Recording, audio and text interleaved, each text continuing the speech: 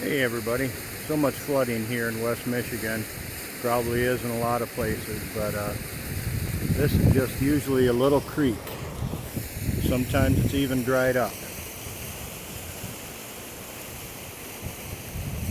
But after the rain we've been having for the past week, it's almost to the point of overflowing. It's causing some erosion from the banks.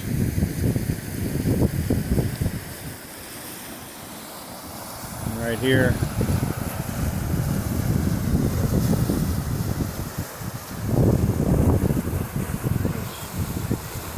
this bank wall is collapsing.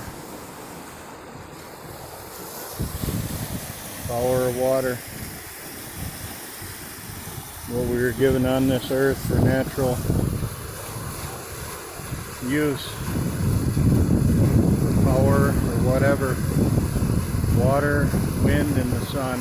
Amazing power that they have. But anyway, haven't been on YouTube for a while, so just thought I'd share a little something. Take care, everybody, in these troubled times. Bye for now.